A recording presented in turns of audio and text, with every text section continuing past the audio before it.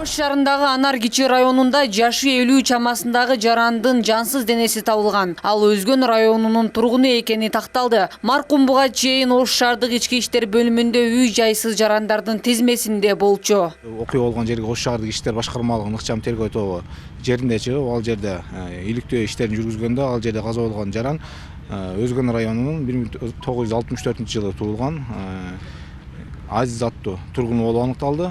Бул боюнча сырттан кароо жүргүзгөндө денесинде эч кандай жараттар байкалган эмес. Бүгүнкү күндө өлүккө атайын соттук медициналык экспертиза дайындалып, иликтөө иштери жүрүп жатат.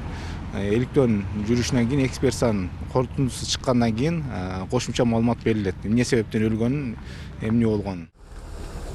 Ош шаардык ички иштер башкармалыгында 43 үй жайсыз адам каттоого алынган. Кыш мезгилинде алардын коопсуздугу жана баш калкалоочу жайы боюнча маселе турат. Сел-саяктардын көпчүлүгү спирт ичимдиктерине азгырылган. Тиешелүү кызматтын адистери коопсуздук боюнча түшүндүрүү иштери жүргүзүлөт деп ишендирди.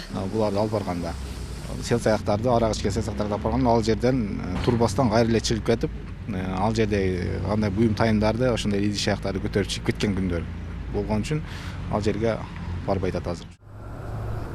Ош шаарындагы Мусаада коомдук фонду 21 жылдан бери үй жайсыз калган адамдарга кышкысын баш калкалоочу жай берип келген. Учурда 4 адам бул жерде түнөп жатат. Бирок аларды тамак аш менен камсыздоого каражат жок. Былтыркы жылы шаардык мэрия долбоор аркылуу 6 айга 100 000 сом акча каражатын бөлгөн. Ошондой эле пандемия учурунда дагы үй жайсыз жарандар ушул жерде баш калкалаган. Карантин маалында дагы үй жокторду 3 ай бул жерде бактык. Мэриядан 29 000 сом бөлүнүп берди.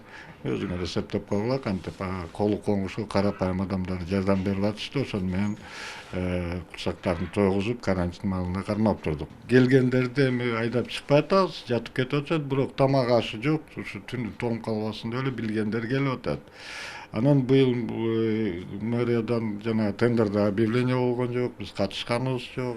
Шаардагы үй жайсыз калган жарандарды быйыл кышкысын камкордукка алуу боюнча Ош шаардык мэриясынын социалдык өнүгүү бөлүмүнө кайрылдык. Бирок учурдагы жетектөөчү адис иш ордунда жок болгондугу үчүн быйылкыга коюлган пландар боюнча маалымат ала алган жокпуз. Гүлнур Арапбай кызы, Самат Сайдамат уулу, жаңылыктар.